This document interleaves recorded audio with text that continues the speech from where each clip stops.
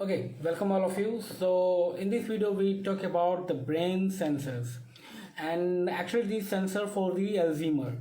And as I already discussed in some of the video, like I had already mentioned that the any kind of neurological problem is always complex, and there is no any straightforward technique and give you guarantee that okay this thing is going getting recover or it is a 100% perfect remedy for that particular any kind of neurological problems.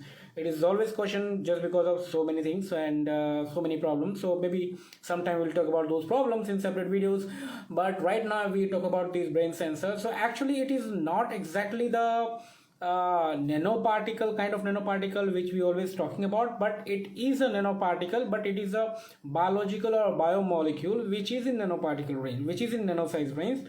So that is why we included this. And apart from that, it is a one of the great sensors. Even so we can say that it's a bio nanoparticles. It is a biomolecule, but it's a bio nanoparticle, and these are synthesized. It's not like they find they have the biological origin, but they so okay, let me describe that. So actually there is a two kind of biological molecule. One is G proteins coupled receptor, GPCR. So most of biotechnology people know that. And another one is periplasmic binding proteins. So these are the two different kind of proteins. Okay, now what they do, there is so many studies that has been done on various neurological, even the Alzheimer and Parkinson and other also, but Alzheimer is always a hot topic, and we have so much information, and even the percentage of Alzheimer patient is high. And Alzheimer is a major is like beta amyloid proteins, and these beta amyloid proteins actually these are wrongly folded proteins. Beta amyloid is forming in each and every brains, but we have some kind of proteins which take care of these beta amyloid proteins and make it in a proper folding manner. But suppose if any kind of such proteins is not get folded in proper manner due to some kind of genetic disease or some kind of non-genetic diseases, because there are another protein which helping in the folding of such kind of proteins. So these proteins get attached or stacked to each other, and then after stacking these proteins become the beta amyloid protein. They're known as a beta amyloid protein. So these are the stacking of the various proteins. So we already aware of that, the genetic sequence and each and everything amino acid sequences, we already aware of that. So scientists, what they do, they want to detect such kind of proteins in a brain. So because see, initially if suppose just started in some of the patient or some of the individual, these Alzheimer just started giving a signal of this means folding and all, and he not aware of that because there is no symptoms or nothing, and sometimes you forget something, they are the symptoms, but people will not, those are not a very sound inflammatory responses or any kind of things where people can detect before getting to the blood test. And even some of the blood tests will not able to detect when it is in very early stage. So it is not possible to detect that until unless some kind of genetic sequencing and other things can be, is if you're doing it, then it's possible, which is very rare event. The normal peoples are doing it. So what happening, so we have the genetic sequences, so we design some kind of biomarker with it, and we aware of so many biomarker.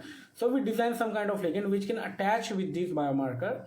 So they couple G proteins with these periplasmic binding proteins, and then they just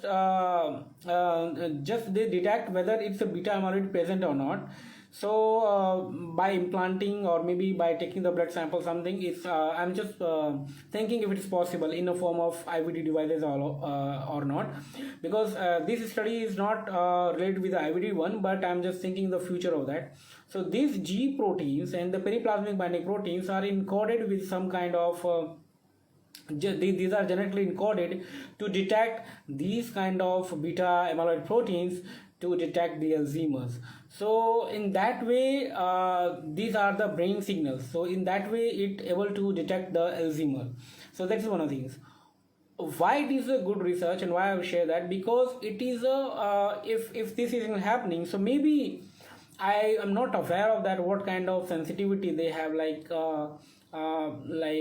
if there is 1,000 molecule, and in among suppose not 1,000, even in 1 lakh normal biomolecule, if there is a one diseased molecule there, so it can detect or not. Like this kind of sensitivity I'm talking about. I'm just giving the arbitrary number of 1 lakh and 1. Like I'm thinking about maybe the huge perspective of this, like which level this sensitivity can happen, at which maximum extent it can be possible.